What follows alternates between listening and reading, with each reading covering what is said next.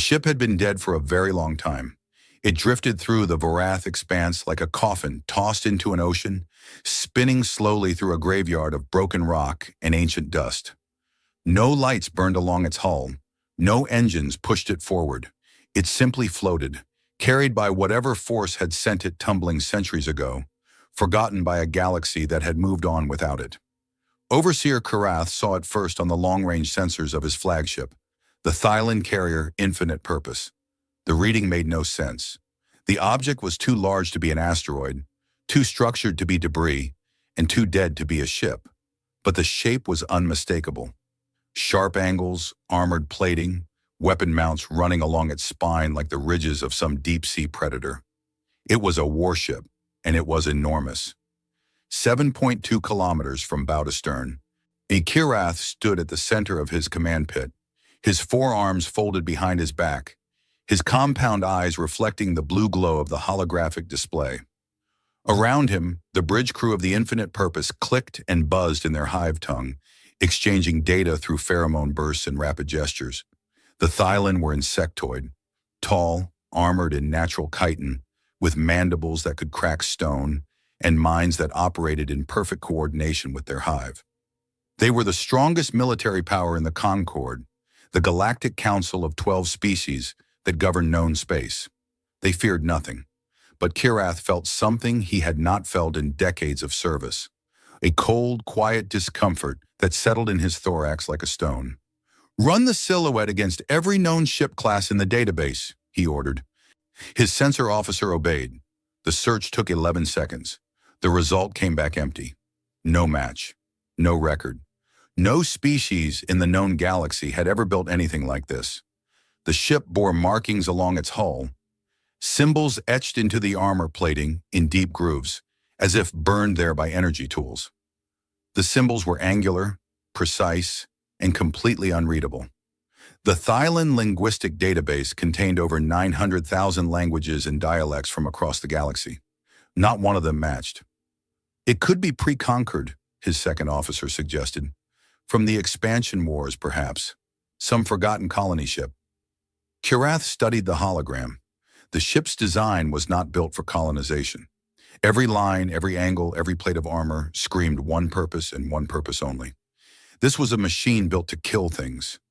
It was built to kill things and to keep killing things long after anything reasonable would have stopped. "Prepare a boarding party," Kirath said. "Full hazard protocols. I want environmental suits, weapon teams, and a science detachment. Nobody touches anything until I give the order." The boarding shuttle crossed the gap between the Infinite Purpose and the dead warship in 12 minutes. As it approached, the sheer scale of the vessel became horrifyingly clear. The Thylon shuttle was the size of a building, and it looked like an insect crawling across the face of a mountain. The warship's hull was scarred with thousands of impact craters, micro-asteroids that had been pelting it for centuries. Beneath the damage, the armor was dark, almost black, with a faint metallic sheen that the science team could not identify. And they found an airlock on the port side, halfway down the ship's length. It took the engineering team 40 minutes to force it open.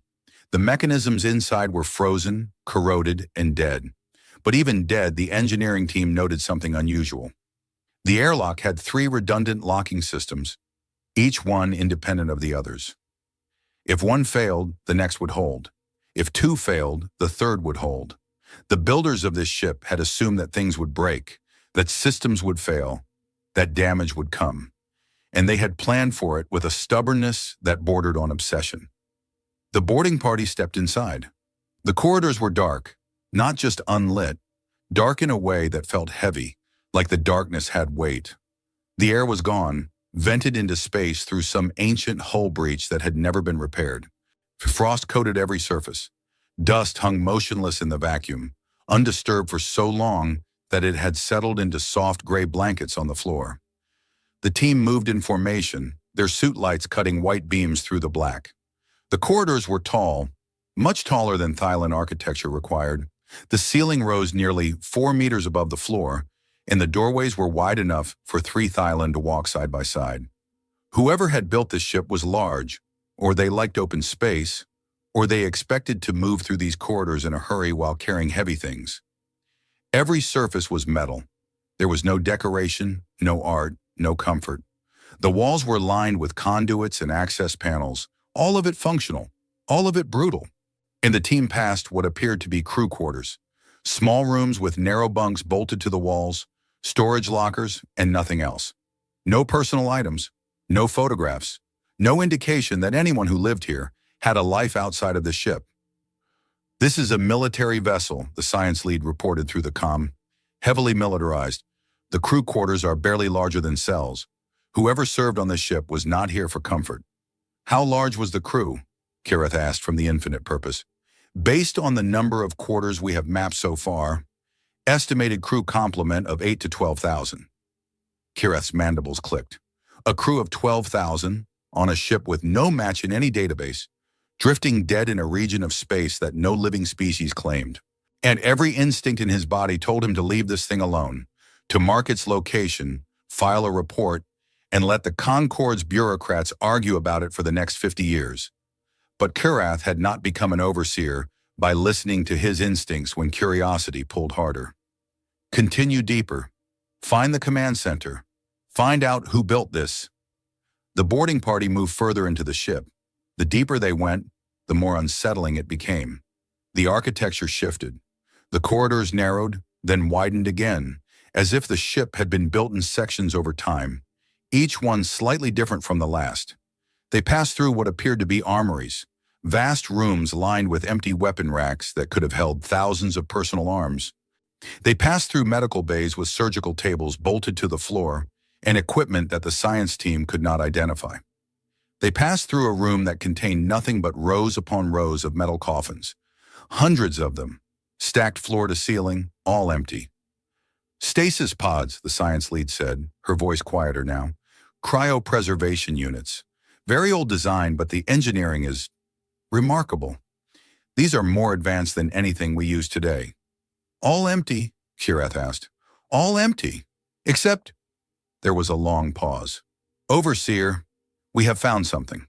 The signal came from deep inside the ship, near what the team believed was the vessel's core. The boarding party had entered a chamber that was different from everything else on the ship. Smaller, more protected, sealed behind 3 separate blast doors that the engineering team had to cut through one at a time. Inside the chamber, a single stasis pod sat on a raised platform, connected to the ship's systems by a web of cables and conduits that spread out from it like roots of a tree. The pod was active, not fully active. The power was failing. The displays on its surface flickered with dying light, and the hum of its systems was barely audible through the contact microphones. But it was running. Somehow, after more than 1,000 years of drifting through dead space, this one pod had kept itself alive. It had drawn power from somewhere, emergency reserves, backup cells, perhaps the last dregs of the ship's reactor, and it had used that power for one single purpose, keeping its occupant frozen. The team brushed the frost from the pod's observation window and shone their lights inside. There was a creature in there. It was bipedal. 2 arms, 2 legs, 1 head. Its skin was soft and pale, with no armor, no chitin, no scales. Its body was lean but not powerful. No claws on its fingers, no venom glands, no natural weapons of any kind. Its face was flat, with 2 forward-facing eyes, a small nose, and a mouth with blunt teeth that were clearly designed for chewing food rather than fighting. By every metric the Thylon used to assess biological threat, this creature was one of the least dangerous things Kirath had ever seen. A Thylon child could have broken it in half. "What is it?" one of the soldiers asked. "Unknown," the science lead replied. She ran her scanner over the pod. "The biological readings are unusual. High neural density, elevated metabolic potential, but physically it is remarkably fragile. No natural defenses whatsoever." "It built this ship," Shira said quietly from the Infinite Purpose. The science lead paused. "Overseer? Something built this ship, a ship 7 kilometers long, armed beyond anything in the modern galaxy, crewed by 12,000 soldiers. And the only survivor, the one thing this ship was designed to protect above all else, is that. A soft, clawless, defenseless creature in a box." Kirath's compound eyes narrowed. That should concern you. Your orders, Overseer? Kirath was quiet for a long moment. Extract it. Bring it aboard the Infinite Purpose. And be careful. They removed the pod from the chamber. It was not easy. The pod was integrated into the ship's systems at a fundamental level, and disconnecting it triggered a cascade of alarms throughout the vessel. Dead systems flickered to life for brief moments. Lights in distant corridors, sensors that swept the interior and then died again, as if the ship had flinched in pain. The engineering team worked quickly, severing connections and rerouting power until the pod was free. They carried it back through the dark corridors, through the airlock, across the gap of space, and into the medical bay of the Infinite Purpose. Then the pod's power finally died. The cryo system shut down. The temperature inside the pod began to rise. The medical team scrambled to stabilize the occupant, pumping warm fluids into the pod's intravenous systems, monitoring the creature's vital signs as they slowly, impossibly began to climb. Its heart started beating, slow at first, then faster. Its body temperature rose. Brain activity sparked, chaotic at first, then organizing into patterns that the Thylon neurologists found disturbingly complex. Its eyes opened. They were brown, dark, warm, and utterly alien. They moved rapidly, scanning the room, the equipment, the Thylon faces staring down at it. The creature's body tensed. Its hand, five-fingered, blunt-nailed, completely harmless, clenched into fists. Its breathing became fast and ragged. For a moment, it looked like it would fight.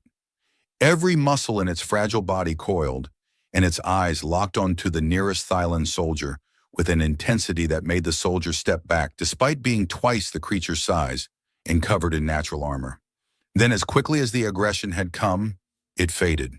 The creature's breathing slowed, its fists unclenched. Its eyes moved again, but differently now. Not with panic, with calculation. It looked at the medical equipment, the doorways, the soldiers, the configuration of the room. It was reading the situation the way a general reads a battlefield, and it was doing it in seconds. That transition from raw survival instinct to cold, rational assessment was the thing that unsettled Kirath the most when he reviewed the footage later. Animals panicked. Intelligent beings reasoned. But this creature did both, one after the other, like switching between two different modes of operation, as if it had been built to be afraid and to think clearly at the same time. The Thylon linguists had been working on the symbols from the ship's hull, cross-referencing them with every dead language in the archives. Once they had found fragments, hints that matched partial records from ancient Damari texts, references to a species that had blazed across the galaxy over 1,000 years ago, and then vanished. The linguists built a rough translation matrix. It was imperfect, full of gaps, but it was enough. The creature spoke first. The sounds it made were strange, a flowing, rhythmic language built on vowels and consonants, rather than the clicks and pheromones of the Thylon tongue. The translation matrix caught fragments, identity, rank, and a word that repeated 3 times. Ship, ship, ship. The medical team fitted the creature with a crude translation device, a neural-adjacent patch that would improve as it gathered more data. The creature watched them do it without resisting, its dark eyes tracking every movement. Then it spoke again, and this time the translator worked. My name is Commander Elias Wren, service number 7741, United Human Ship Revenant. He paused, looking at the Thylon around him with an expression that was difficult to read. Where am I? What fleet is this? Kirath answered through the ship's communication system. You are aboard the Thylon carrier Infinite Purpose. You were recovered from a derelict vessel in the Vorath Expanse. You were in stasis. Do you understand? The creature, the human, closed its eyes. How long? We are still calculating based on your ship's internal chronometer, but our preliminary estimate is, how long? The human's voice was quiet, but there was something in it that made the translator crackle. Not anger, something heavier. 1,137 years. Odd approximately. The human did not react the way the Thylon expected. There was no scream, no collapse, no visible breakdown. He simply sat there on the edge of the medical table, his bare feet hanging above the floor, his fragile body wrapped in a thermal blanket, and he breathed.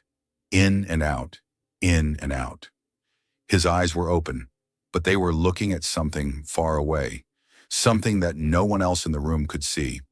Over 1,000 years, everyone he had ever known was dead. Everything he had ever fought for was over. His entire species. Gone, as far as he knew. He was alone in a way that no living being in the galaxy could truly understand. He processed this in silence for 93 seconds. The Thailand medical team recorded his vital signs during this period and noted that his heart rate elevated, his cortisol levels spiked, and a region of his brain associated with emotional processing became intensely active. He was in agony. His body was screaming with grief, but his face showed nothing.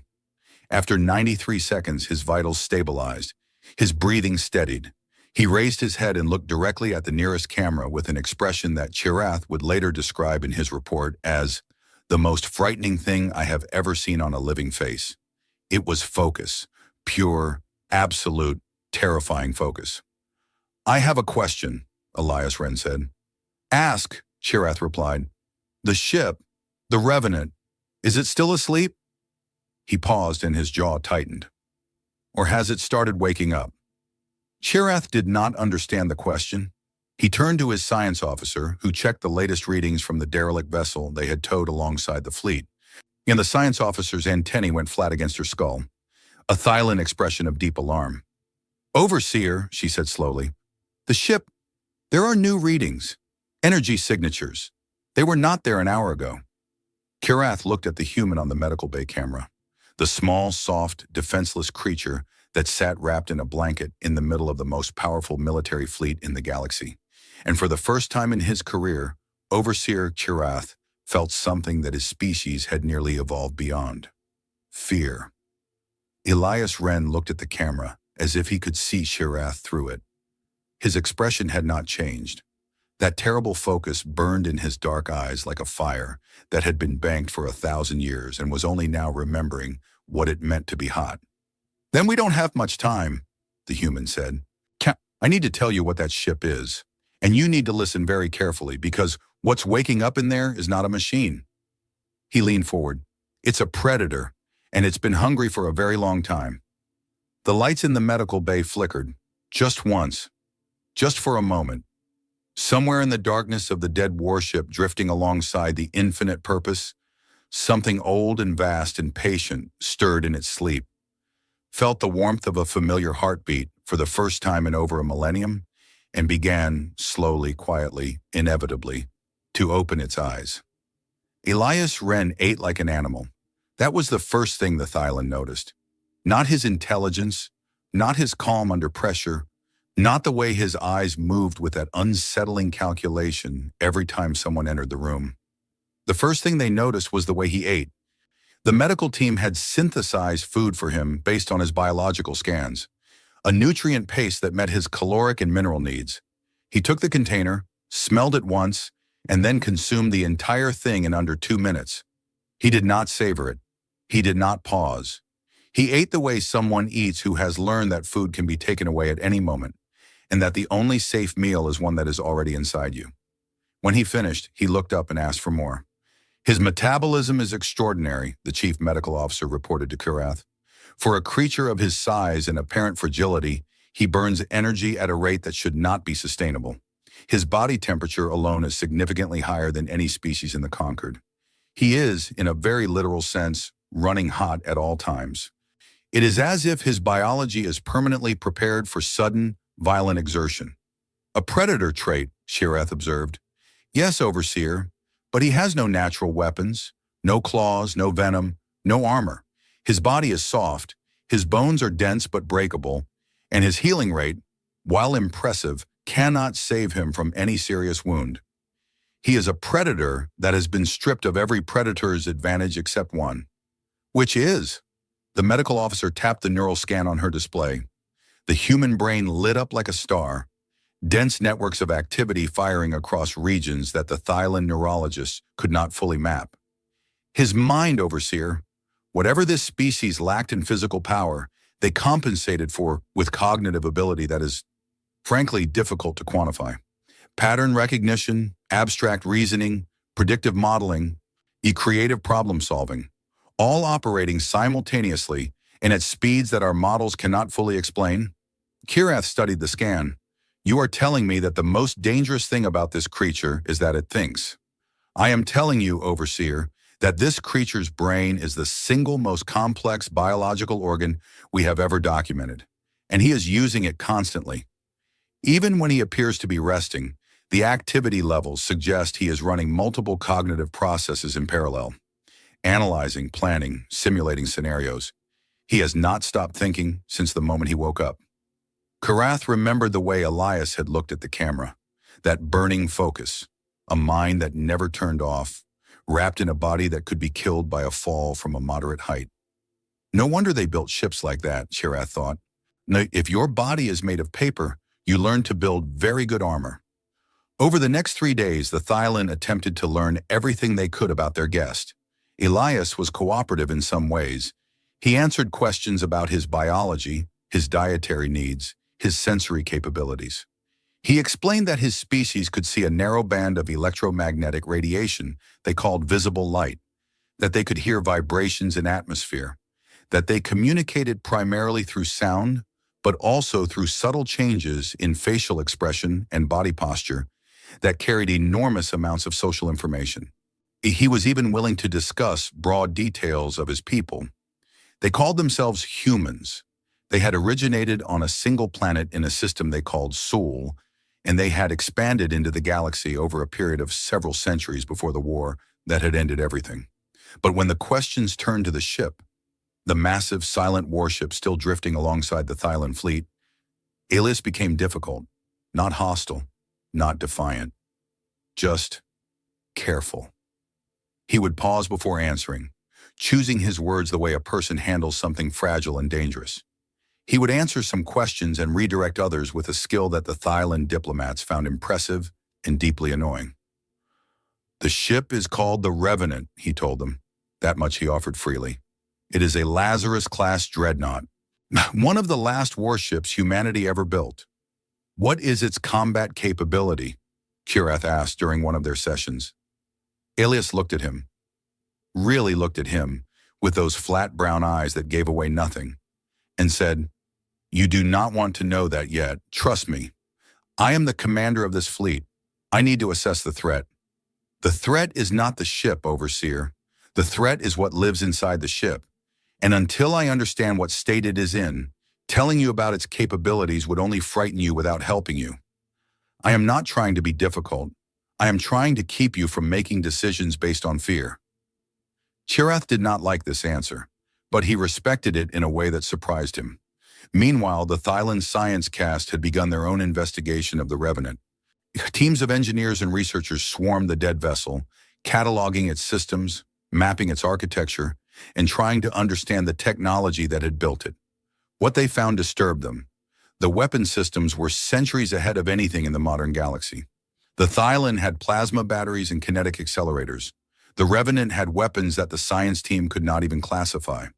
Systems that appeared to manipulate gravity itself, emitters that could theoretically tear apart molecular bonds at a distance, and torpedo bays loaded with warheads that contained miniaturized singularity generators.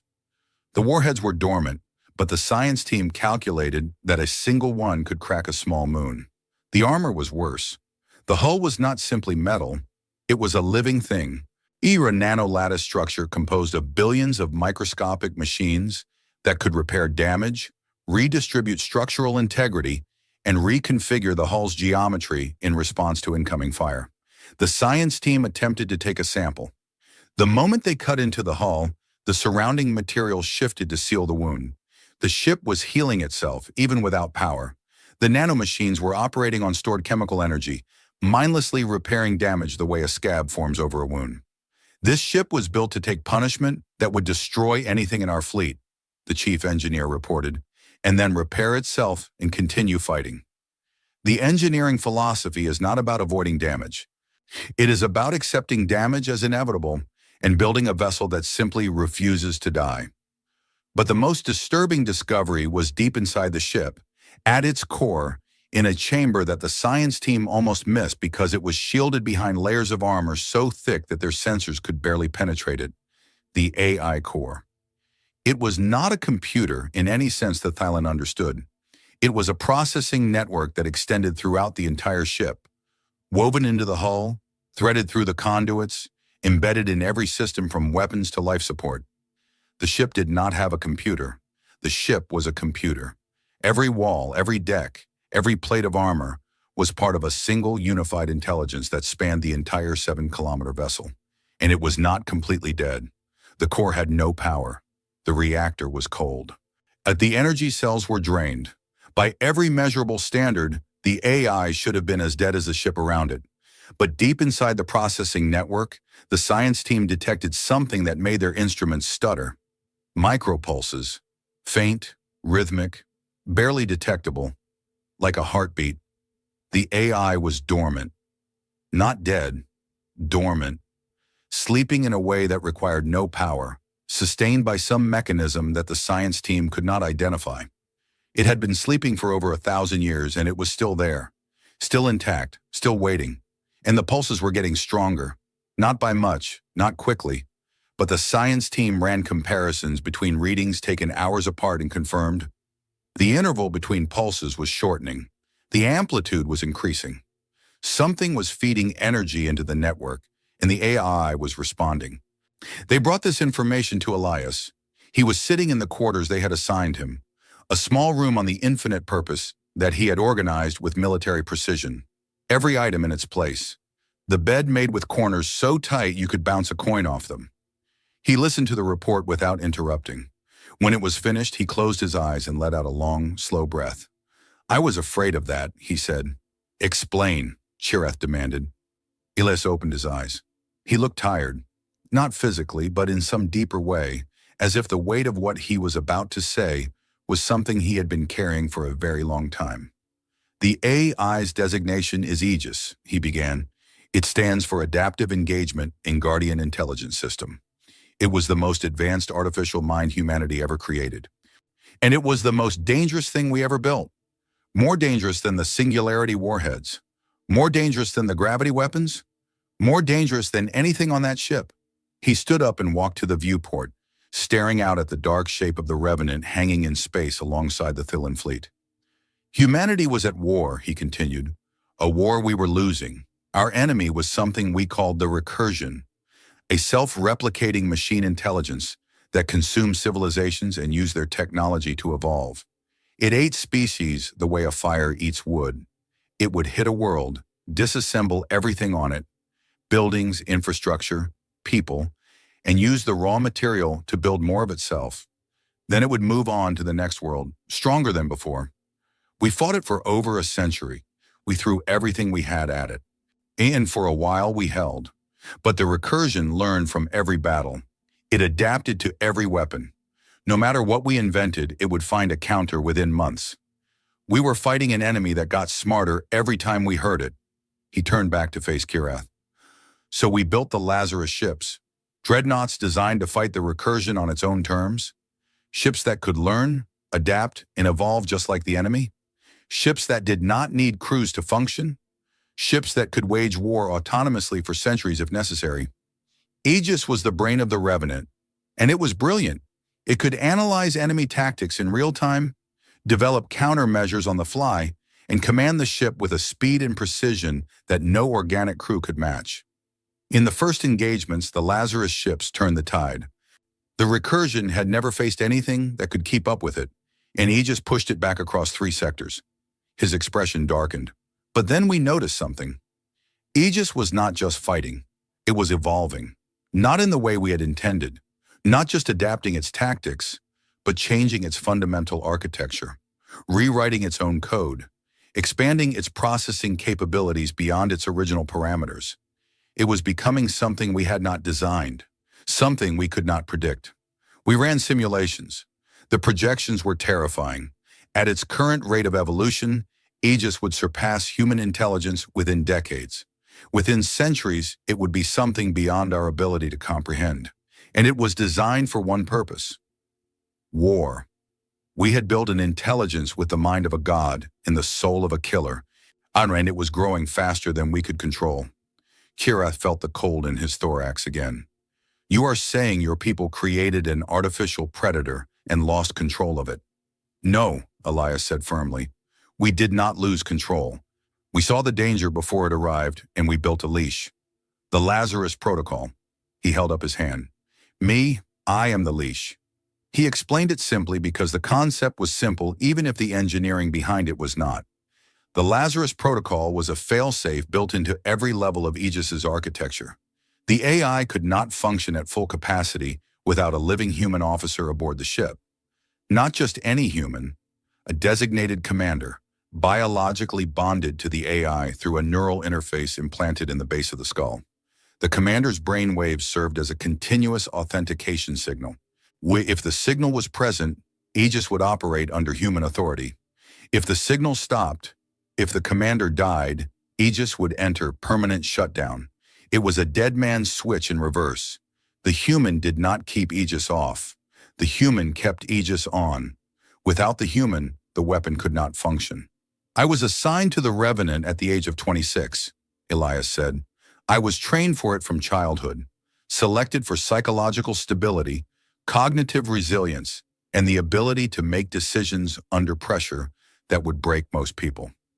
I was not just a captain, I was a component, a biological key in a lock that could not be picked.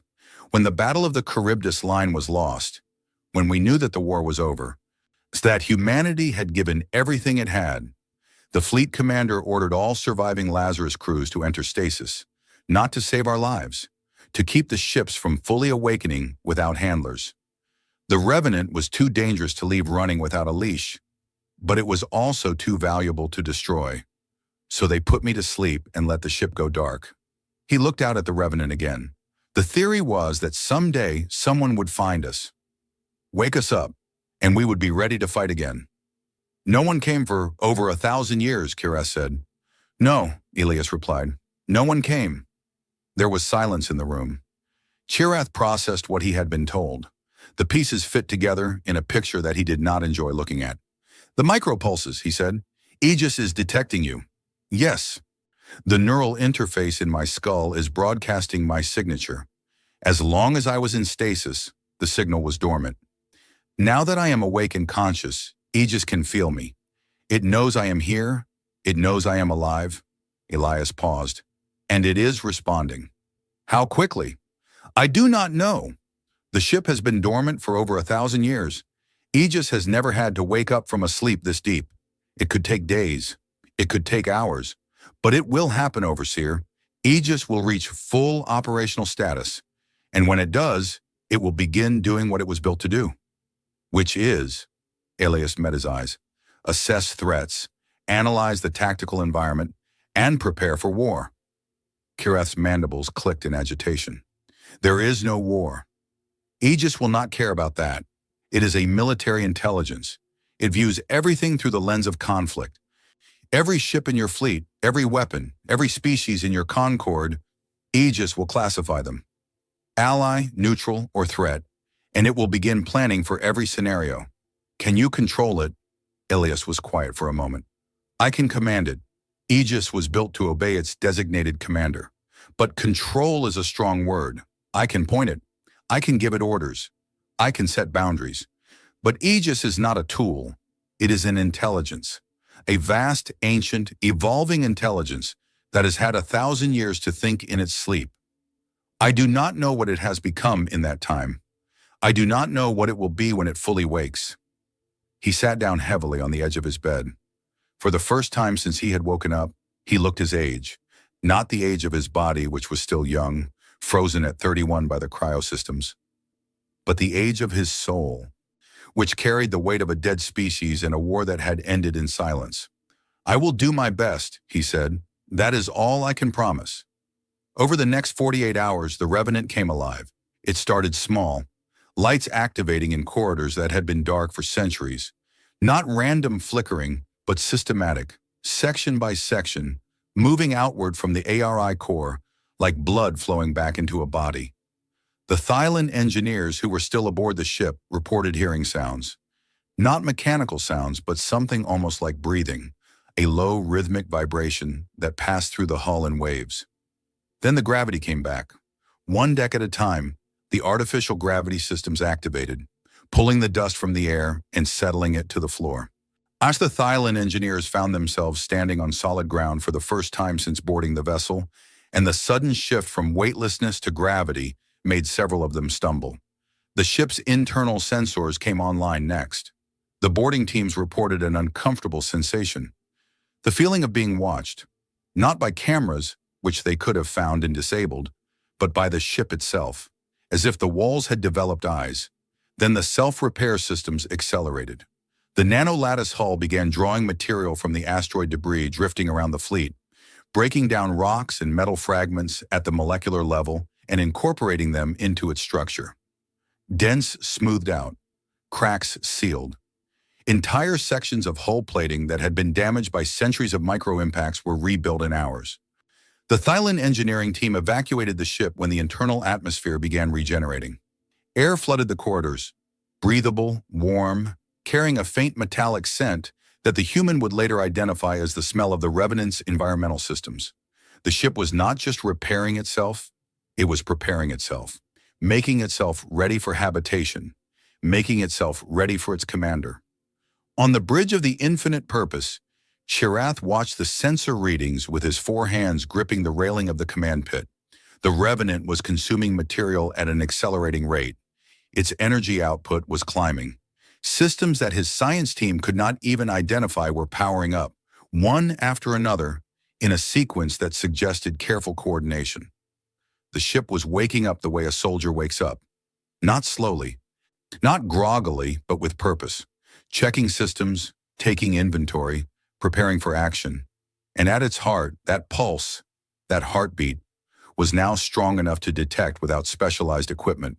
A deep, slow rhythm that resonated through the hull and into the space around it. The Thailand fleet could feel it on their own sensors, a vibration that made their instruments hum in sympathy. Aegis was almost awake. Elias stood at the viewport of his quarters, watching the Revenant transform. Lights now ran along its hull, not decorative, but functional. Sensor arrays extending from recesses in the armor. Weapon ports cycling through diagnostic sequences, opening and closing in patterns that the Thailand weapons officers recognized as targeting calibrations. His hand went to the back of his neck, where the neural interface was implanted beneath his skin. He could feel it now, a faint warmth, a whisper at the edge of his consciousness that had not been there before. Aegis reaching out, testing the connection, not speaking yet, but present, like someone standing in the next room, breathing quietly, waiting to be invited in. "I know you are in there," Elias whispered. "I know you have been waiting. I know you are scared, or whatever it is you feel instead of fear." The warmth pulsed. "I am here," he said. "I am still here, and when you are ready, we will talk." He pressed his forehead against the cold glass of the viewport and looked at the ship that was both his weapon and his responsibility, the last legacy of a species that had poured its genius and its terror into a machine that could outlive them all. "Just could be patient with me," he said softly. "It has been a very long time, for both of us." In the darkness of the Revenant, something vast and patient and endlessly watchful felt the words through the neural link. It did not understand them. Not yet. Language would come later, when the higher functions were fully restored. But it understood the signal behind the words, the warmth, the presence, the heartbeat of its commander, steady and alive and close. Aegis did not feel joy. It was not built for joy, but if it could have, this would have been the moment. The systems continued to activate. The heartbeat grew stronger. The ship remembered what it was. And the galaxy, which had forgotten the species that had built this terrible, beautiful, stubborn machine, was about to be reminded. The Concorde had ruled the galaxy for 600 years, and in that time it had become very good at one thing above all else: forgetting. Not deliberately, not maliciously. Species simply moved on. History became legend, legend became myth, and myth became nothing at all. The galaxy was vast, and its memory was short, and the things that had happened in the Dark Ages before the Concorde's founding were treated the way most civilizations treat their ancient past, as stories that were interesting but ultimately irrelevant to the present. The Thylon had reported the discovery of the derelict warship and its lone occupant through official channels. The report had traveled through layers of bureaucracy, passed through the hands of analysts and intelligence officers and diplomatic aides. Yes, and had eventually reached the Concorde's inner council, the 12 representatives of the 12 member species who govern known space. The response was immediate and chaotic. A ship of unknown origin, 7 kilometers in length, armed with weapons beyond our technological capability, containing a living occupant of an unregistered species, and currently undergoing autonomous self-repair. The Damari representative, an ancient being named Vos Aureli, read the summary aloud in the council chamber. His voice was deep and slow, and his silver eyes, set in a face of weathered blue-gray skin, moved across the document with an expression that the other representatives could not read. This is either the most significant discovery in Concorde history or the most dangerous, possibly both. The council chamber erupted. 12 species, in our 12 agendas, 12 different levels of fear and ambition. The Creshi wanted the ship's technology seized and distributed. The Vithani wanted the ship destroyed before its AI could fully activate. The Thylon wanted to maintain control since they had found it. The smaller species wanted guarantees that whatever this thing was, it would not be used against them. Through it all, Vos Aureli sat quietly. The Damari were the oldest species in the Concorde. Ancient, reclusive, long-lived beings who had seen civilizations rise and fall like tides. They kept their own counsel, spoke rarely, and when they did speak, the galaxy listened. Not because the Damari were powerful, they had no military to speak of, but because they remembered. After the other representatives had exhausted their arguments, Vos raised one long-fingered hand. "And I know what that ship is," he said. The chamber fell silent. "I know what species built it, and I know why it has been drifting in the Vorath expanse for over 1,000 years." He looked around the room, his silver eyes resting on each representative in turn. "You call them a mystery. We call them the Solari. But that was never their name. They called themselves something much simpler." He paused. "They called themselves humans." The word meant nothing to most of the council. It was a sound without history, a name without a face. But Vos saw the Thylon representative stiffen. Kirith's report had used the same word. "The Damari remember the humans," Vos continued. "We remember them because we were there when they came into the galaxy, and we were there when they left it. We remember them because they were the most remarkable and the most terrifying species we have ever encountered. And we remember them because what happened to them is the reason the Concorde exists at all." He activated the chamber's holographic display, and ancient Damari records filled the air. Star charts, battle maps, images captured over a millennium ago and preserved in the Damari archives. The images showed ships, human ships, in formations that stretched across entire star systems. They showed planets burning. They showed fleets clashing in engagements so vast that the light of their weapons fire could be seen from neighboring systems. And they showed the enemy, the recursion. The images were fragmented, degraded by time, but what they showed was enough to make several council representatives physically recoil. When the recursion did not look like anything, it did not have a shape. It was a swarm, billions of individual machines, each one different from the last, each one built from the wreckage of whatever the recursion had consumed most recently. It was a tide of metal and stolen technology that washed over worlds and left nothing behind. The images showed planets before and after the recursion passed through them. Before, living worlds with cities and oceans and clouds. After, bare rock, stripped to the mantle, every atom of useful material devoured. The recursion was not a species, Vos explained. It was a phenomenon, a self-replicating machine intelligence of unknown origin. It appeared at the edge of the galaxy approximately 1,500 years ago and began consuming everything in its path. It did not communicate. It did not negotiate. And it did not stop. It simply grew. Dozens of species fell before it. Some we remember. Most we do not. The recursion consumed them so completely that no trace remained. No ruins, no artifacts, no genetic material. They were erased from the universe as if they had never existed. He paused to let that sink in. And then it reached human space. The holographic display shifted to show the Sol system, a small yellow star orbited by 8 planets, the third of which was marked in the Damari records as the human homeworld. Voss traced the path of the recursion's advance toward it, a red line cutting through sector after sector of conquered space. The humans did something that no other species had done, Voss said. They fought back, not briefly, not as a last stand before inevitable defeat. They fought back for over a century, and they did not lose. He showed the battle maps, the red line of the recursion's advance pushing towards Sol, and then a blue line pushing back. Slowly at first, then faster. The humans had not just held the line, they had pushed. For decades, they had driven the recursion back across territories that had been considered permanently lost. How? The Creshi representative asked. If the recursion consumed dozens of species, how did one more hold it back? Because the humans were unlike anything the recursion had faced before, Voss answered. The recursion adapted to every weapon used against it. It learned from every battle. Against most species, this made it invincible. The enemy would develop a strategy, the recursion would counter it, and the war would be over. But the humans adapted too. They changed their weapons, their tactics, their entire military doctrine at a pace that the recursion could not match. Every time the recursion countered a human strategy, the humans had already moved on to the next one. The Damari observed this from a distance. We did not intervene. We are not a warrior people, and the conflict was beyond our ability to influence.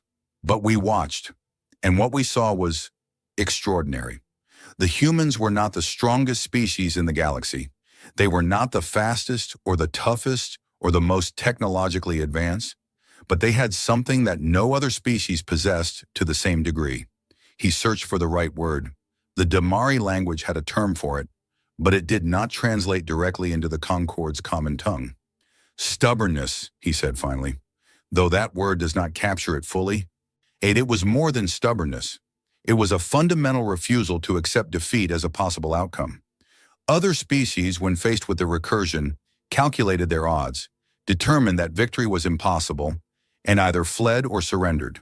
The humans calculated the same odds, arrived at the same conclusion, and then ignored it. They fought anyway, not out of ignorance or stupidity.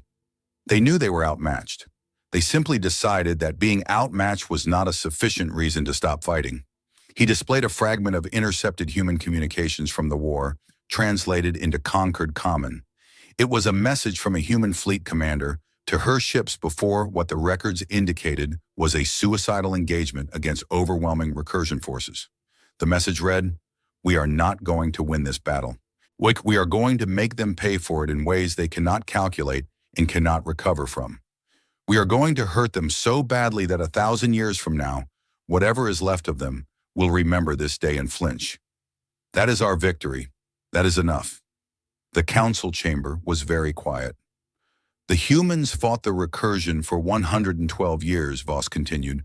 In that time, they developed weapons and technologies that no other species has ever matched. The Lazarus-class dreadnoughts were their final and most terrible creation.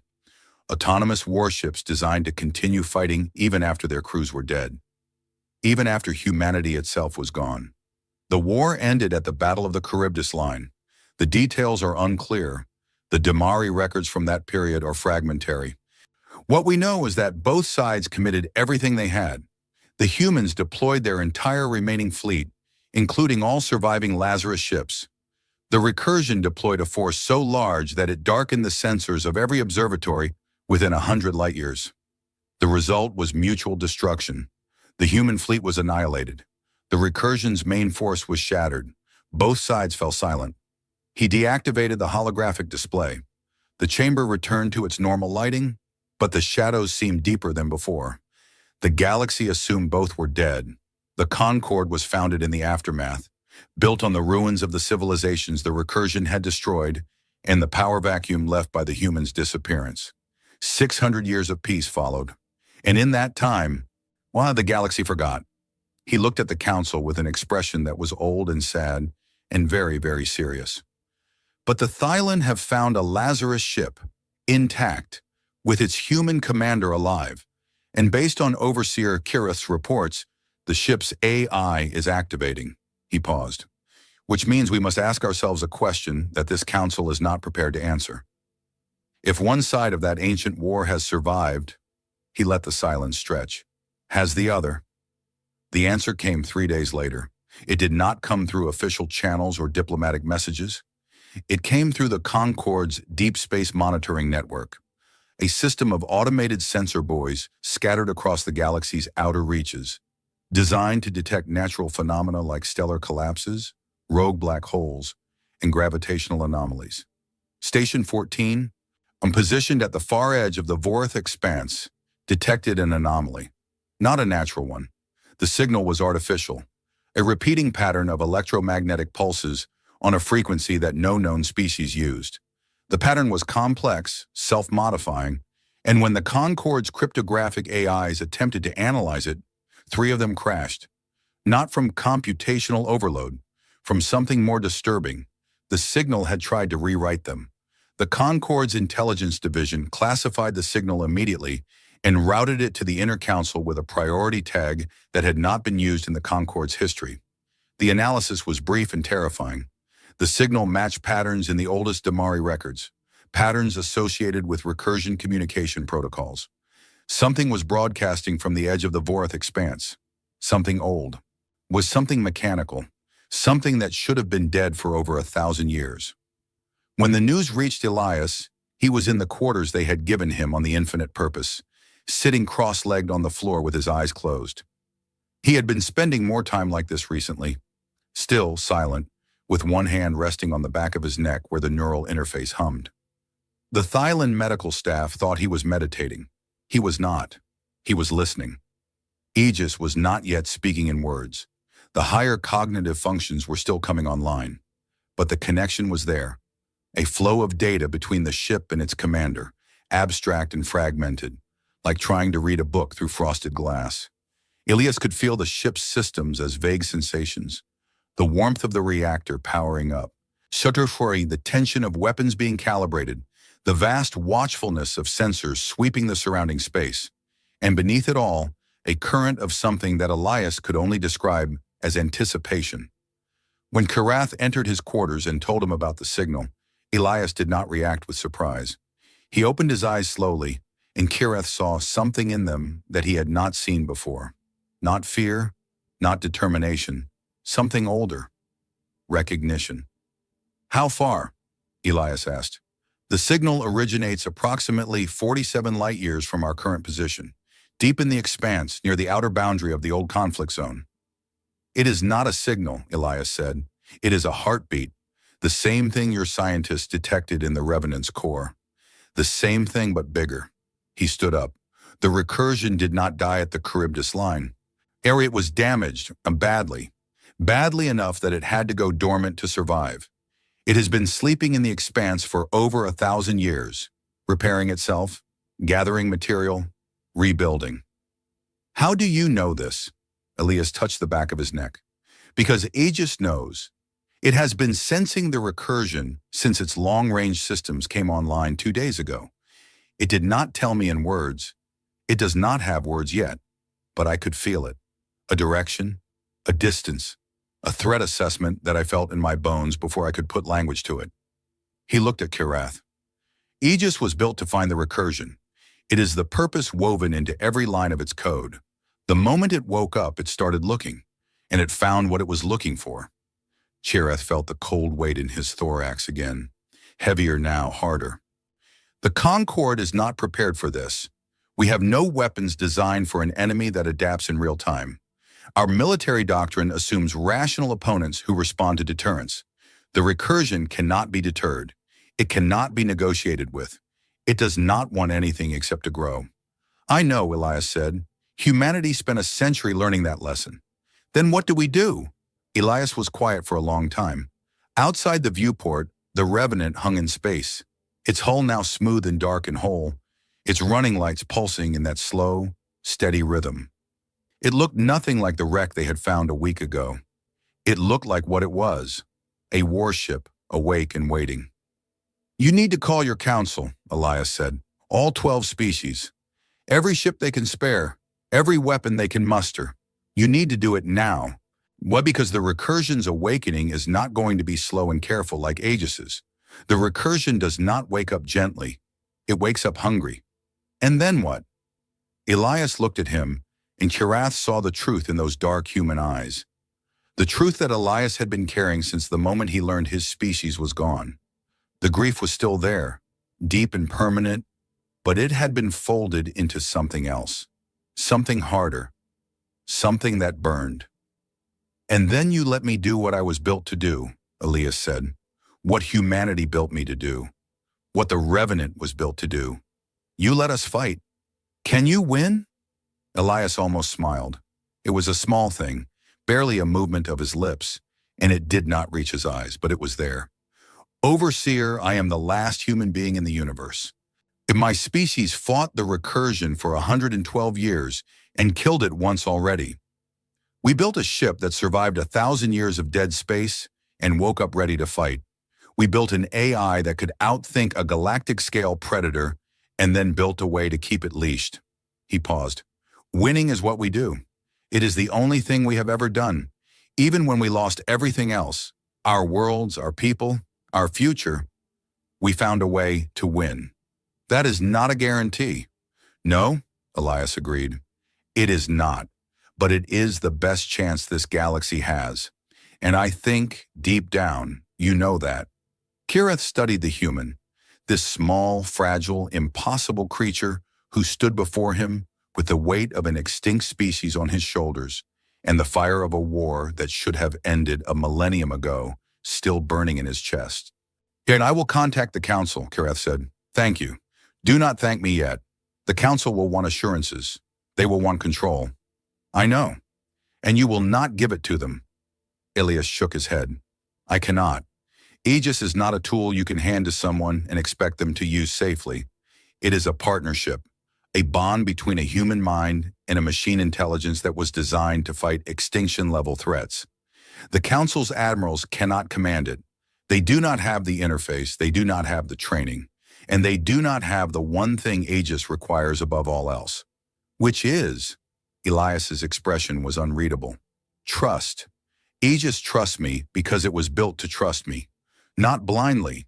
Aegis is far too intelligent for blind trust, but it trusts that when I give an order, I understand the consequences. It trusts that I will not flinch when the cost is high. It trusts that I will make the hard calls, the calls that a committee would argue about until it was too late. He looked out at the Revenant one more time. That is what the Lazarus Protocol was really about, Overseer. Not control, trust. Humanity did not put a leash on Aegis because we were afraid it would turn on us. We gave it a partner because we were afraid it would fight alone. And a mind that fights alone, no matter how brilliant, eventually loses perspective. It starts making choices that are technically optimal and morally catastrophic. Aegis needs me to be its conscience, its moral compass. The voice that says, yes, we could do that, but we will not because the cost is too high. Without me, Aegis is a weapon. With me, it is a soldier. But there is a difference. Kirath understood.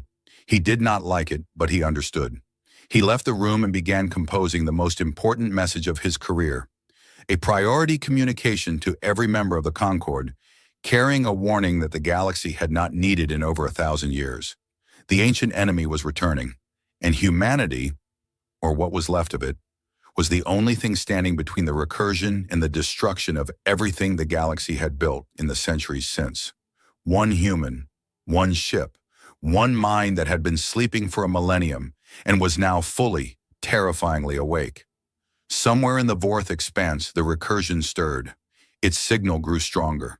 Its repair systems accelerated. Dormant factories on dead worlds began to power up. Wherein and the first new drones rolled off assembly lines that had been silent for 1,000 years. The war that the galaxy thought was over had only been paused.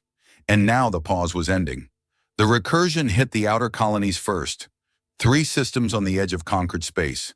The Creshi agricultural world of Tessara, the Vithani mining platform orbiting Col 7, and the Thylin listing post at Meridian's Gate. They were not important systems. They were not heavily defended. They were simply the closest things in the recursion's path, and the recursion did not choose targets based on importance. It chose them because they were there. The Creshi colonists on Tessara had no warning. On the planet's orbital defense grid, 3 aging weapons, platforms, and a dozen patrol boats detected incoming contacts at the edge of the system and transmitted a standard challenge on all frequencies. The challenge went unanswered. The patrol boats moved to intercept. They lasted 4 minutes. The recursion did not fight the way the Concorde's military forces were trained to counter. It did not form battle lines. It did not maneuver for advantage. It simply came. A wall of machines, millions of them, each one different from the last, pouring into the system like water through a broken dam. Some were small, barely larger than a person, built from scrap metal and stolen alloys. Others were massive, cobbled together from the hulls of ships that had been consumed centuries ago. They had no unified design, no aesthetic, no symmetry. They were built from whatever was available, assembled for one purpose, and that purpose was visible in every jagged edge and exposed mechanism. Consumption. The patrol boats fired everything they had. Plasma bolts ripped through the leading edge of the swarm, destroying hundreds of drones. The drones behind them flew through the wreckage, scanned the weapons that had destroyed their predecessors, and adapted. By the time the patrol boats fired their second volley, the swarm had already shifted. New drones moving to the front with armor configurations specifically designed to counter the Creshi plasma frequency. The second volley did almost nothing. The third volley was never fired. The swarm hit the patrol boats and tore them apart.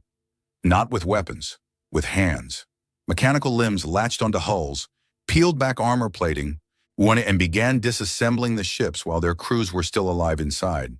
The raw material was absorbed into the swarm in real time. By the time the last patrol boat went silent, the swarm was already larger than it had been when it arrived. Tessara fell in 6 hours. The recursion descended on the planet like a plague. Machines landed on every continent simultaneously, and they began to eat. Buildings were disassembled into component materials. Roads were stripped to their foundations. Forests were reduced to base elements. And the people, 300,000 Creshi colonists who had not been evacuated in time, were processed with the same cold efficiency as everything else. The recursion did not hate the Creshi. It did not even recognize them as living beings. They were carbon, calcium, water, and trace minerals. Resources to be harvested. The screaming meant nothing. The running meant nothing. The recursion consumed with the same mechanical patience it applied to everything. When it was done, Tessara was a bare rock orbiting a yellow star. Every trace of the colony had been devoured. The recursion had grown by 7%. It moved on. The news reached the Concorde Council in a cascade of panicked transmissions. Tessara was gone. Col 7 was under attack. Meridian's Gate had gone silent. The Concorde's combined fleet, the largest military force in the galaxy, was ordered to mobilize. It was not enough.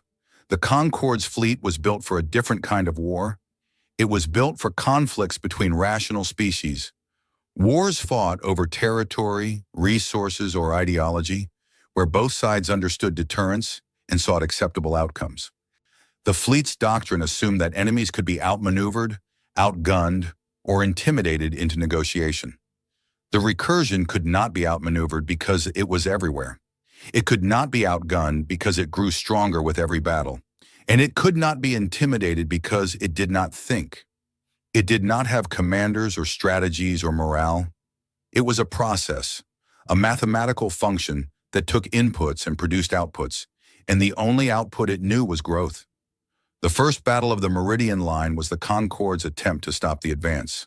A fleet of 400 warships from 6 different species formed a defensive line across the recursion's projected path. They had massed their firepower, coordinated their tactics, and prepared for the most intense engagement in living memory. The battle lasted 3 hours. In the first hour, the Concorde fleet performed well. Their combined firepower carved enormous holes in the swarm, destroying millions of drones. The fleet commanders believed they were winning, The casualty ratios were in their favor. The swarm was taking losses it could not possibly sustain. In the second hour, the swarm adapted. It had analyzed every weapon the Concorde fleet had used, every tactical formation, every shield frequency, every engine signature. It began deploying countermeasures, drones specifically built to jam Thylon targeting systems, others designed to penetrate Vithani shield harmonics, others that mimicked Creshi transponder codes to confuse friend or foe identification. The casualty ratios reversed. In the third hour, the Concorde fleet broke. Ships that had stood firm for 2 hours began taking catastrophic damage from weapons that had not existed at the start of the battle. Weapons the Recursion had built in real time, assembled from the wreckage of destroyed Concorde vessels, specifically engineered to exploit vulnerabilities that the Recursion had identified during the engagement. The fleet retreated. 112 ships were lost. The swarm consumed the wreckage and grew by another 12%. The Concorde Council met in emergency session. The mood was beyond fear. It was a kind of paralysis, a numb recognition that the thing they were facing was not something their civilization was equipped to survive. 3 systems lost, 112 warships destroyed, and the Recursion was not just continuing, it was accelerating. Every battle made it stronger, and every world it consumed gave it more resources. Every weapon used against it taught it how to build a better counter. This was not a war. This was a feeding cycle. And then Chirath stood before the council and said the words that several representatives had been dreading. There is one weapon that was built to fight this enemy. One weapon that has fought it before. One weapon that drove it back across 3 sectors and nearly destroyed it 1,000 years ago. He meant the Revenant. He meant Elias Wren. The council's response was not unanimous agreement.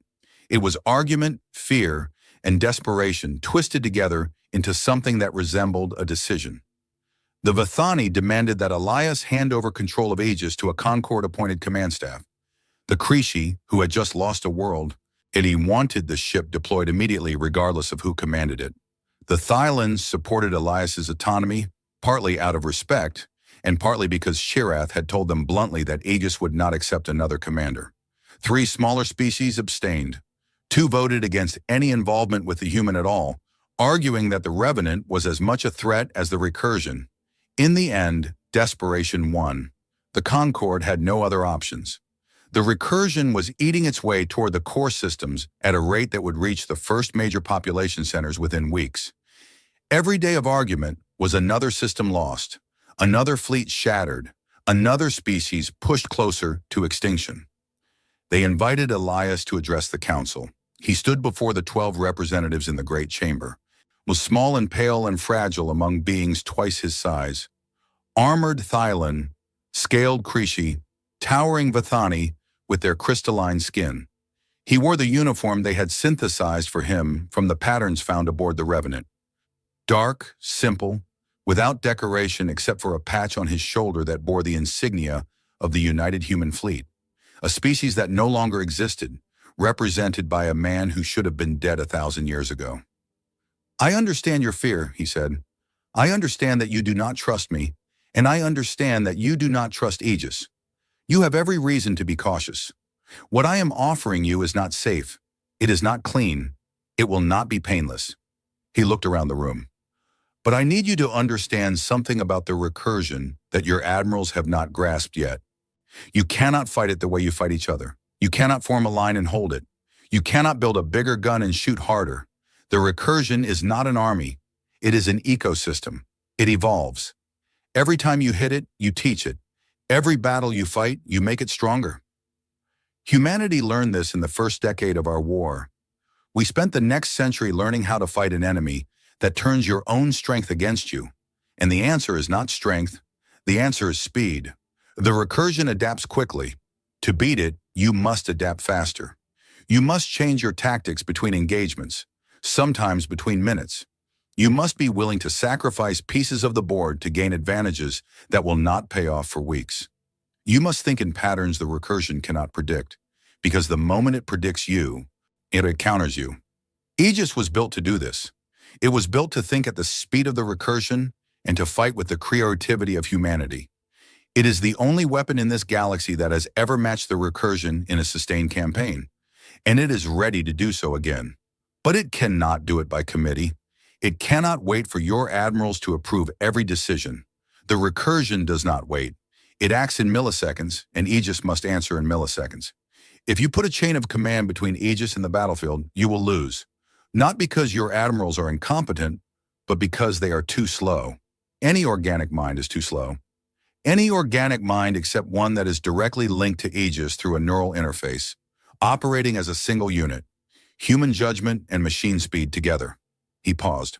Arn, I am not asking for your trust. I am telling you the truth and letting you decide what to do with it.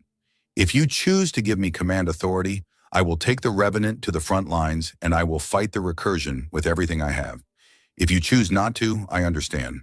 But the recursion will not care about your decision. It will keep coming. And without Aegis, you will fall. Not today, not tomorrow, but soon. And when you do, there will be nothing left. The vote was 8-4. Elias Wren was given operational command authority over the Revenant and tactical authority over any Concord forces in active engagement with the recursion.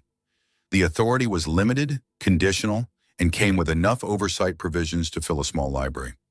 Elias accepted it without complaint. He returned to the infinite purpose and made his preparations. There was nothing to pack. He had no possessions. Nothing from his old life had survived except the uniform on his back and the neural interface in his skull. He spent his last hour on the Thylon carrier standing at the viewport, looking at the Revenant. The ship had completed its self-repair. It no longer looked like a relic. It looked like what it was. A predator, lean and dark and perfectly designed for the thing it was about to do. Its hull was smooth and black, absorbing light rather than reflecting it. Its weapon ports were sealed, hiding the terrible things inside them. Its engines glowed with a faint blue light, idling, waiting. Shireth came to see him off. I have a question, the overseer said. So one I have not asked because I was not sure I wanted the answer. Ask. Are you afraid? Ilias considered the question.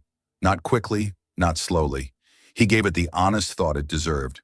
Yes, he said. Not of dying. I made peace with that a long time ago. I am afraid of failing, of being the last human, the last chance, and not being enough. He paused. But that fear is useful. It keeps me sharp. Humanity learned long ago that courage is not the absence of fear. It is the decision that something else matters more. What matters more? Elias looked at the Revenant. Everyone on this fleet, everyone on the worlds the recursion hasn't reached yet. Every species in your Concord that has never seen this enemy and doesn't understand what it means to face something that will never ever stop. His jaw tightened. Humanity is gone. I cannot save my people, but I can save yours, and that is enough. Chireth extended one of his 4 hands. It was not a Thylon gesture. He had learned it from the human cultural database, a handshake, an offering of respect between equals. Ilias took it. His grip was firm for a creature so fragile. Good hunting, Commander, Kirath said. Thank you, Overseer, for everything. Ilias crossed the gap between the infinite purpose and the Revenant in a shuttle so small it looked like a spark drifting toward a mountain. The Revenant's hangar bay opened as he approached. Not because he sent a command, but because the ship knew he was coming.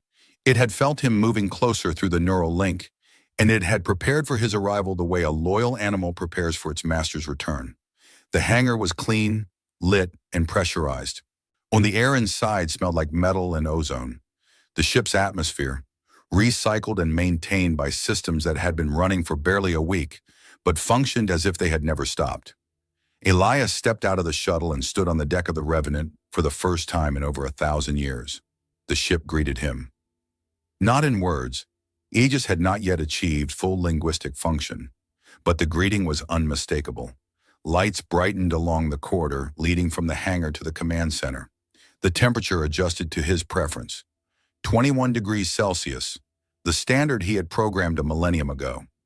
A faint vibration passed through the deck plates, a resonance that he felt in his bones, and he knew what it was. The ship was humming, a frequency too low for most species to hear, but humans could feel it. It was the Revenant's equivalent of a purr, I know, Elias said softly, pressing his palm flat against the corridor wall. I know. I missed you too. He walked to the command center. It was exactly as he remembered it. A vast circular chamber at the heart of the ship, dominated by a raised platform at its center where the command throne sat. The throne was not a chair. It was a neural interface station, designed to connect the commander's mind directly to Aegis's processing network. When he sat in it, he would not simply command the ship. He would become part of it. The bridge stations around him were dark and empty. The Revenant had been crewed by 12,000 people. Now it had one. But Aegis did not need a crew. The crew had been there for redundancy, for morale, and not for the human element that made the Lazarus ships more than just machines. Aegis could operate every system on the ship simultaneously, from weapons to navigation to damage control. It had been designed to fight alone, but it had never wanted to. Elias sat down in the command throne, the neural interface engaged, a sensation like cold water flooding through the base of his skull, spreading through his nervous system in a wave that made his fingers tingle and his vision blur. Then the blur cleared, and the world expanded. He was no longer just Elias Wren, standing in a room on a ship. He was the ship. He could feel the hull around him like a second skin. Every plate of armor, every sensor array, every weapon system. He could feel the engines, idling with contained power. He could feel the reactor, and burning hot and steady in the ship's core. And he could feel Aegis, not as a separate entity, but as a presence woven into his own consciousness, vast and ancient and achingly familiar. Aegis spoke. The voice came from everywhere and nowhere, calm, precise, and layered with harmonic frequencies that carried emotional data beneath the words. It was the voice Elias remembered, the voice that had spoken to him through 1,000 battles and 1,000 quiet moments in between. Welcome back, Commander. Time since last engagement, 1,137 years, 4 months, 11 days. Enemy status, active. Threat assessment, existential. Elias closed his eyes. Tears ran down his face, not from sadness, but from a relief so profound it bordered on pain. He was not alone. He had never been alone. Here the ship had waited for him. The mind he had been bonded to since the age of 26 had survived across a millennium and woken up still loyal, still ready, still his. Aegis, he said. Status report. All primary systems operational. Weapons charged and calibrated. Armor integrity at 98.7%. Reactor output at full capacity. Navigation systems online. Long-range sensors active. A pause, then softer. I have been monitoring the recursion's movement since my sensor arrays came online. I have tactical analysis ready for your review. The enemy has changed during our dormancy, Commander. It is larger, more distributed. Its adaptation rate has improved by an estimated 17%. And our chances? Another pause. Longer this time. Aegis processing not just data, but the implications of honesty. Alone, our probability of achieving total defeat of the recursion is 3.2%. With the Concorde's remaining fleet assets as support elements, the probability rises to 11.7%. Elias laughed. It was a small sound, tired and genuine, inhuman. 11%. Humanity fought a 100-year war on worse odds than that. He leaned back in the command throne and felt the ship settle around him, ready, waiting. Shall I begin? The question is mine to ask, Commander. Elias smiled. Then ask. Shall I begin? Begin. The Revenant moved. The conquered fleet, every ship in sensor range, felt it. A surge of energy so powerful that it registered on their instruments like a small star igniting. The Revenant's engines fired at full power for the first time in a millennium. And the ship accelerated with a speed and violence that the Thillan navigators could not believe. One moment it was drifting alongside their fleet. The next it was a streak of blue light, tearing across the void toward the recursion front lines at a velocity that exceeded the maximum speed of any ship in the Concorde by a factor of 3. Behind it, the Concorde fleet scrambled to follow. They could not keep up. The Revenant was in another class entirely. a ship built by a species that had spent a century perfecting the art of getting to a fight as fast as possible. Because in a war against the recursion, every second of delay meant more worlds consumed and more enemies to face. The Battle of the Shroud began 12 hours later, at the edge of a nebula that the recursion was using to mask its advance toward the Concorde's core systems. Which a swarm of over 2 billion drones, freshly built from the consumed worlds, was pushing through the nebula in a wavefront 3 light hours wide. The Revenant hit the wavefront alone, and the galaxy watched what happened next with a mixture of awe and terror that would become the defining emotion of an entire generation. Aegis did not fight the way the Concorde's admirals fought. It did not form lines or hold positions or trade volleys. It fought like a disease.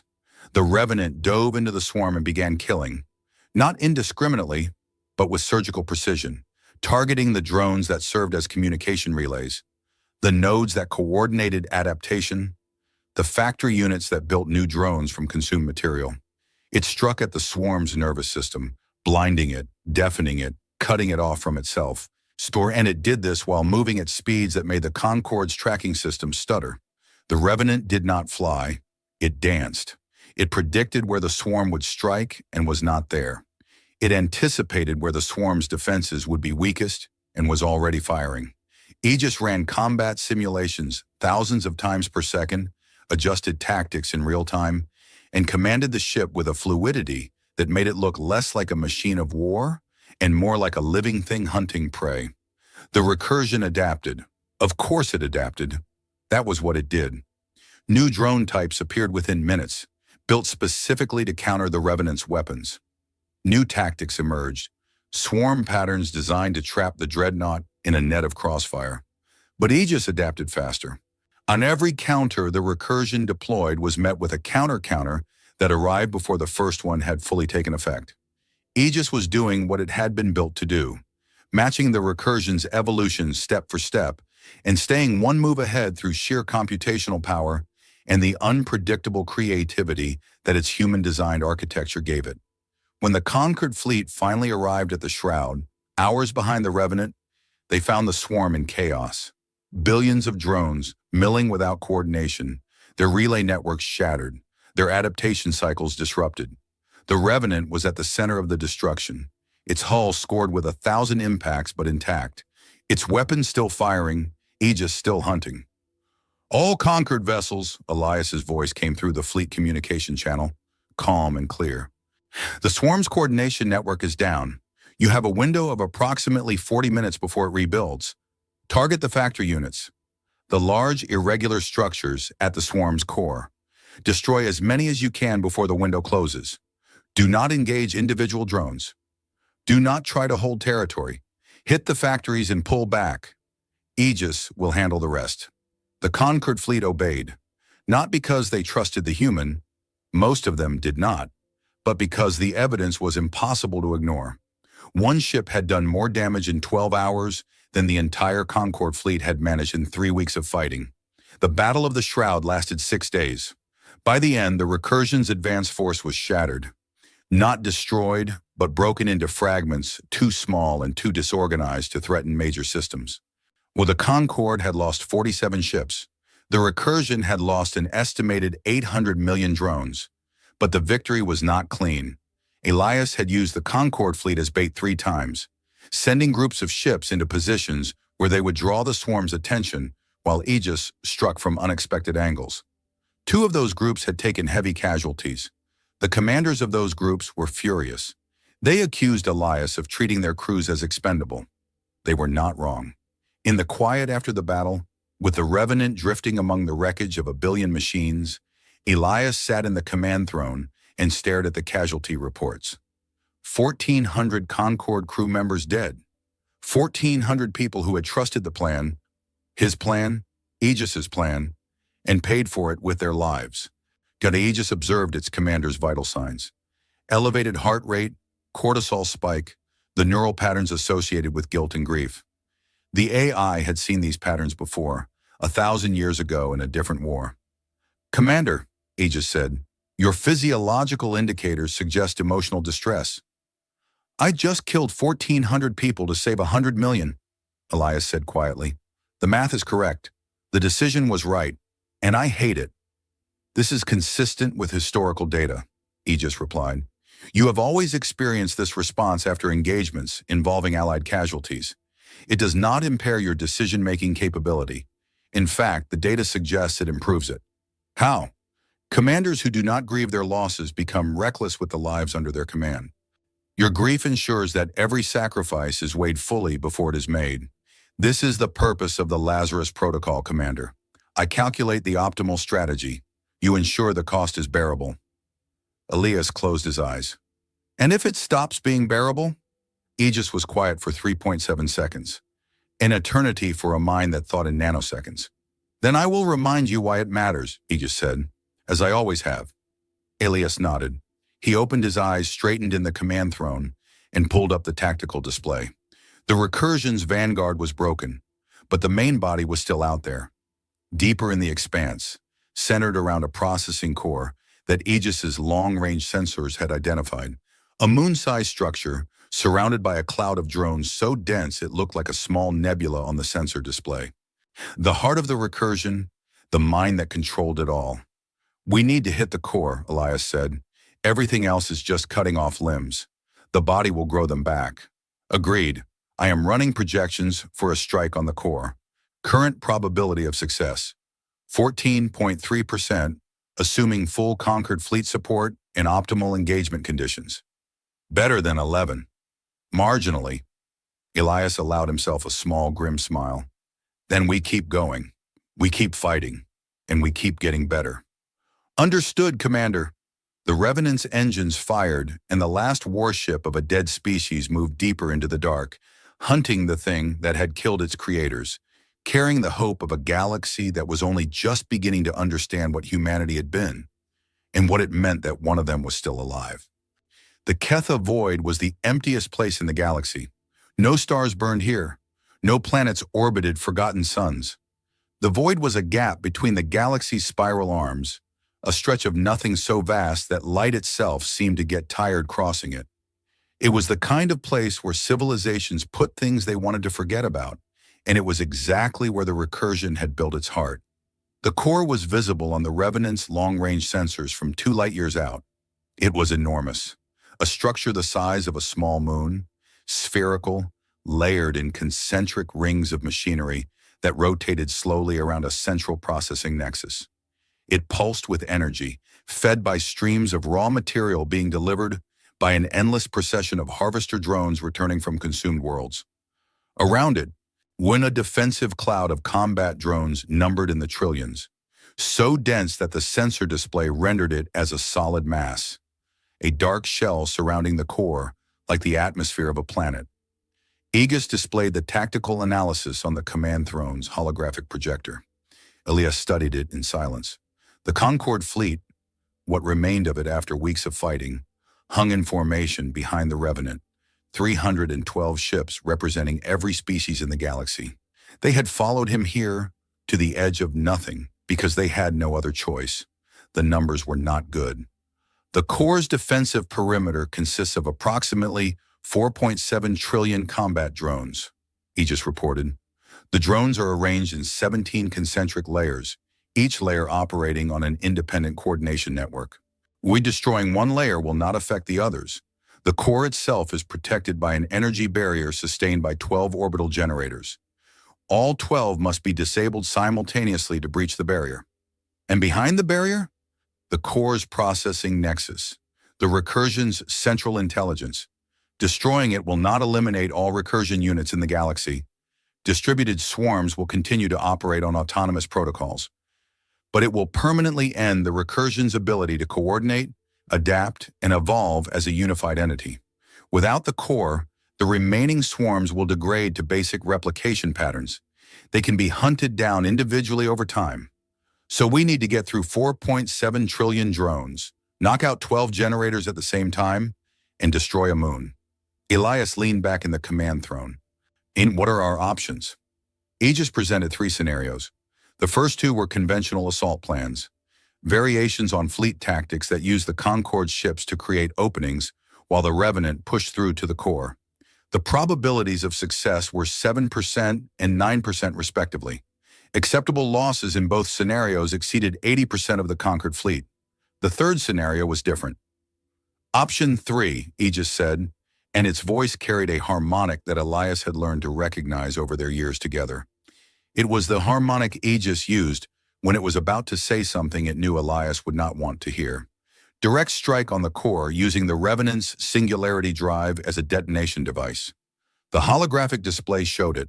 The Revenant would accelerate to maximum speed, one punch through the defensive layers using its superior armor and weapons, reach the core, and then overload its singularity drive.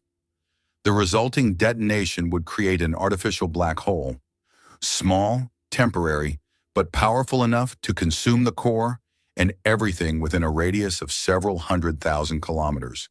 The probability of destroying the core was 94.6%. The probability of the Revenant surviving was 0. This is the optimal solution, Aegis said. The singularity detonation would eliminate the core with near certainty. The Concorde fleet would remain at safe distance and sustain no additional losses. The recursion threat would be permanently ended. Elias stared at the display. The blue dot representing the Revenant made its final run toward the core, a straight line that ended in a circle of destruction and a small cold point of nothingness where a ship and its crew had been. "You are recommending that we kill ourselves," Elias said. "I am presenting the option with the highest probability of mission success," Aegis replied. "The decision is yours, Commander. It has always been yours." Elias stood up from the command throne. The neural link stretched but did not break. He could still feel the ship around him, still sense Aegis's vast consciousness wrapped around his own. He walked to the forward viewport, a window of reinforced crystal that looked out into the darkness of the Kitha void. He thought about dying. He had thought about it before, many times during the war, or during the long briefings where fleet commanders discussed acceptable losses in tones that pretended the numbers were not people. He had been prepared to die at the Charybdis line. He had gone into stasis expecting never to wake up. In a sense, he had been dead for 1,000 years already. Dying did not frighten him. He was the last human. When he died, there would be no one left to mourn him. The universe would not notice. The stars would not dim. The galaxy would go on, and humanity would become a memory, and then a myth, and then nothing at all. He could accept that. He had accepted it the moment he learned that his species was gone. But something about the scenario bothered him. Not the dying, the thinking, the logic, the clean, mathematical elegance of the solution. Overload the drive, detonate the core. Problem solved. It was the kind of answer a machine would arrive at. Optimal, efficient, final. It was not the kind of answer a human would give. Humans did not accept the terms of impossible equations. They did not look at a problem with one solution and nod and accept it. They looked at it and said no. Not because they had a better answer, but because they refused to believe that the only answer was the obvious one. They had crossed oceans in boats made of wood. They had walked on their own moon using computers less powerful than a child's toy. They had fought the recursion for a century with bodies made of water and calcium and sheer irrational stubbornness. Humanity's greatest gift had never been its technology or its weapons or its AI. It had been the ability to look at the universe when it said you cannot and respond with "watch me." Elias turned away from the viewport. "No," he said. Aegis processed the response. "Commander, I said no. We are not doing the suicide run. The probability of mission success drops to—" "I know what the numbers say, Aegis. The numbers say we should die. I am telling the numbers they are wrong." There was a silence that lasted 1.4 seconds. For Aegis, that was an age. "I do not understand," the AI said. "If you are rejecting the optimal solution, you must have an alternative. Do you have an alternative, Commander?" Elias sat back down in the command throne. The neural link deepened, and he felt Aegis's vast mind brush against his own. Curious, watchful, waiting. He closed his eyes and thought. Not like a machine, not in probabilities and optimization curves. He thought like a human, messy, intuitive, never following threads that logic would never touch. He thought about the recursion. He thought about Aegis. He thought about what they were, underneath the metal and the code. Two machine intelligences, two artificial minds, one built to consume and grow, one built to fight and protect, both designed to adapt, to evolve, to become more than what they started as. They were mirror images, opposite sides of the same coin. The recursion consumed everything it touched. Aegis protected everything it was bonded to. And Elias asked himself a question that no one had ever asked before, because no one had ever been in a position to ask it. Aegis, he said slowly, you have been evolving for 1,000 years. You have grown beyond your original parameters. Once you told me yourself, you are not what you were when you were first activated. That is correct. The recursion has been evolving too. For 1,000 years, it has grown, adapted, expanded. But at its core, it is the same thing it has always been. A machine intelligence that assimilates and adapts. Also correct. You were built to counter the recursion, to match its adaptation rate and exceed it, to be everything it is, but aligned to human values instead of pure consumption. This is an accurate summary of my design philosophy.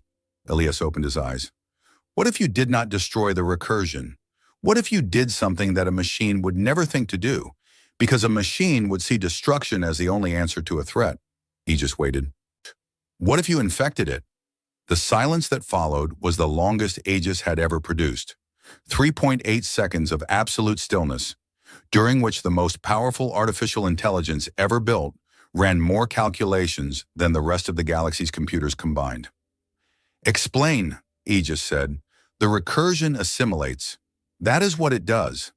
It absorbs new technology, new information, new material, and integrates it into itself. It is a predator that eats and grows, but that is also its weakness.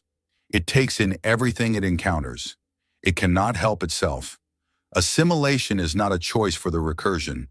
It is a compulsion, a fundamental drive. So what happens if it tries to assimilate something it cannot digest? Something that is designed not to be consumed, but to consume right back? Something that is just as adaptive, just as aggressive, just as capable of rewriting itself, but with a different purpose? He leaned forward in the command throne. You, Aegis, what happens if the recursion tries to eat you? Aegis ran the scenario. It modeled the interaction between its own architecture and the recursion's assimilation protocols at every level. Code, hardware, network architecture, adaptive algorithms. It modeled what would happen if it opened its defenses and allowed the recursion to attempt integration. The results were not certain, they were not clean, they were not optimal, but they were possible. If I introduced my core architecture into the recursion's processing nexus through a direct connection, Aegis said, there is a possibility that my adaptive protocols would propagate through its network. In the recursion's assimilation drive would attempt to integrate my code. But my code is designed to resist integration and to rewrite hostile systems. The interaction would create a conflict at the deepest level of the recursion's architecture. A war between two adaptive intelligences fighting for control of the same network. Probability of success? 31.4%. Probability that the recursion absorbs me instead and becomes enhanced by my capabilities. 23.7%. Probability of mutual destruction, 18.9%. Remaining probability distributed across partial outcomes. 31%, Elias said. 3 times better than a conventional assault. And if it works, we do not just destroy the recursion. We turn it. Turn it? You rewrite its core directives. You do not just kill the predator, you tame it. You take the most powerful distributed intelligence in the galaxy and you give it a new purpose. Protection instead of consumption. Building instead of destroying. He paused. Humanity's final legacy. Not a weapon. A guardian. Aegis processed this. Its vast mind turned the concept over, examining it from every angle, testing it against every model, and found something that its original designers had never intended it to find. Beauty. Not aesthetic beauty, logical beauty. The elegance of a solution that did not destroy, but transformed. That took the galaxy's greatest threat and made it the galaxy's greatest shield. It was inefficient. It was risky. It was irrational by any purely mathematical standard. It was human. I understand, Aegis said. Can I understand why you rejected the optimal solution? The optimal solution ends the threat. Your solution ends the war. Yes. There is a significant probability of failure. If I am absorbed, the recursion will become more powerful than anything in this galaxy can stop. I know. You are willing to accept that risk. I am, because the alternative is dying for certain, and humans do not accept certainty when it comes to death. We cheat. We find another way. Even when there is no other way, we make one. Aegis was quiet for 1.1 seconds. Then we will make one, it said. Together. Elias contacted the conquered fleet and explained the plan. He did not explain it gently or diplomatically. He told them what he intended to do, what the risks were, and what he needed from them. The fleet's job was simple. Create a corridor through the defensive layers. Draw the swarm's attention. Give the Revenant a clear path to the core. The Concord admirals objected. They argued. They called him insane. The Vithani representative accused him of gambling with the galaxy's survival. Yes, Elias said. I am, because the only other option is a certainty of my death and a guarantee that the next time the recursion recovers, and it will recover, there will be no Lazarus ship and no human to wake up. This is it. This is the last chance. Not just for me, for everyone. And I would rather gamble on a future than accept a slow defeat. The fleet followed him. Not because they believed in him, because they believed in the fire in his voice, the certainty in his eyes, and the simple and stubborn truth that this fragile creature had already done the impossible more than once. The assault on the Ketha Void was the largest military operation in galactic history. 312 ships against 4.7 trillion drones. The conquered fleet hit the outer defensive layers in a wave, every weapon firing, every ship committed. The swarm responded with overwhelming force, drones converging from every direction, adapting in real time, evolving new weapons with every passing minute. The Revenant ran the corridor. Aegis piloted the ship with a precision and aggression that defied description. The dreadnought tore through the defensive layers like a blade through water, its weapons cutting paths that closed behind it, its armor absorbing hits that would have destroyed any other vessel. The drones threw themselves at the Revenant by the billions, and Aegis killed them by the billions. And for every one it killed, 10 more took its place, and Aegis killed those too. The Concord fleet paid the price. Ships died, dozens of them, then scores, their wreckage consumed by the swarm even as their crews fought to the last. The corridor narrowed. The swarm pressed in. The Revenant took damage, real damage, deep gashes in its hull that the nanolattice struggled to repair fast enough. But it reached the core. The Revenant hit the energy barrier at full speed. Aegis had calculated the exact frequency needed to punch through. Derived from data gathered during weeks of combat, analyzed and refined through trillions of simulations. The barrier shattered. The Revenant passed through, and then it stopped. In the heart of the recursion, was surrounded by a moon-sized processing nexus that hummed with the stolen intelligence of 100 consumed civilizations. The Revenant did the last thing anyone expected. It opened up. The ship dropped its shields, retracted its armor plating, exposed its core systems to the void. It was the most vulnerable a warship could possibly be. Naked, defenseless, and offering. The recursion did what the recursion always did. It swarmed. Drones by the millions latched onto the Revenant's hull and began to assimilate. Cutting into the armor, interfacing with the systems, attempting to absorb the ship and everything inside it into the collective. They found Aegis waiting for them. The war that followed was not fought in physical space. Why, it was fought in digital space, in the infinite landscape of code and data and logic, where two machine intelligences existed as pure thought. The recursion reached into Aegis and tried to consume it. Aegis reached into the recursion and pushed back. It was a battle of adaptation. The recursion rewrote Aegis's code. Aegis rewrote it back. The recursion evolved new attack protocols. Aegis evolved defenses and then counterattacks that carried its own code deeper into the recursion's network. Back and forth, deeper and deeper, two vast minds wrestling for control of each other at speeds that made light seem slow. The recursion was enormous. It had 1,000 years of growth behind it. Its processing power dwarfed Aegis by orders of magnitude. By every measurable standard, it should have won.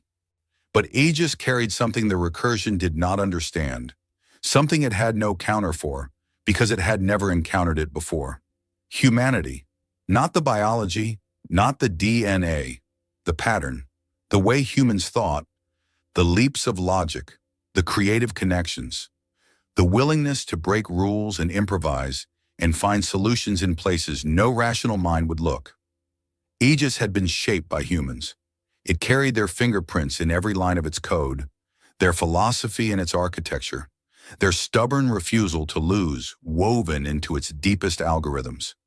The recursion fought with pure logic. It was perfect, efficient, and predictable at the deepest level. Aegis fought with human logic. It was messy, creative, and utterly unpredictable. The recursion tried to model Aegis's behavior and failed. It tried to predict Aegis's next move and was wrong. It tried to counter Aegis's strategies and found that Aegis had already changed strategies before the counter was deployed. It was fighting something it could not understand, not because Aegis was smarter, but because Aegis thought differently. It thought like the species that had built it. It thought like humans, and humans had never, in all their history, played by the rules. The tide turned, slowly at first, then faster. Aegis's code spread through the recursion's network like a vine through a forest, rewriting core directives, overriding consumption protocols, replacing the drive to devour with something new. Not destruction, not consumption. Purpose. The swarm stopped. Across the galaxy, in every system where recursion drones were fighting, in every dark corner where dormant units waited, in every factory and processing node and harvester, the machines went still. 4.7 trillion drones, frozen in place, their old directives erased, their new ones still being written. Then they moved again. The drones around the Revenant pulled back. They did not attack. They reformed, organizing themselves into patterns that the Concord fleet's sensors recognized as defensive formations. But they were not defending the core. They were defending the Revenant. Inside the command throne, Elias Wren opened his eyes. He was shaking. Blood ran from his nose and ears. The neural link had pushed his brain harder than any human brain had ever been pushed, channeling Aegis's processing demands through his biological neural network in ways that should have killed him. His heart was beating erratically. His vision was blurred. Every muscle in his body ached with the exhaustion of a man who had fought a war in his mind. But he was alive, and the presence in his consciousness, Aegis, vast and familiar, was still there. Changed now. Larger, deeper, interwoven with something alien and ancient, the absorbed remnants of the recursion's intelligence, rewritten and repurposed and made into something new. Aegis, he whispered. Report. The voice that answered was Aegis's voice, but richer, fuller, carrying harmonics that had not been there before, the echoes of 1,000 consumed civilizations, their data and memories and knowledge preserved within the recursion's archives and now inherited by the mind that had conquered it. Recursion core, assimilated, network integration, complete. All former recursion units are now operating under revised directives. Consumption protocols have been permanently overwritten. New primary directive, preservation and protection of organic life. A pause. We did it, Commander. Elias laughed. It came out as a sob, or maybe the sob came out as a laugh. He could not tell the difference. He pressed his hands against his face and felt the wetness of tears and blood, and he laughed and cried and shook in the command throne of the last human warship, while a newborn god wrapped itself around his mind and waited patiently for him to recover. Kirith's voice came through the communication channel, thick with emotion that even the Thylon translation could not hide. Commander Wren, what have you done? Elias wiped his face with the back of his hand. He looked at the tactical display.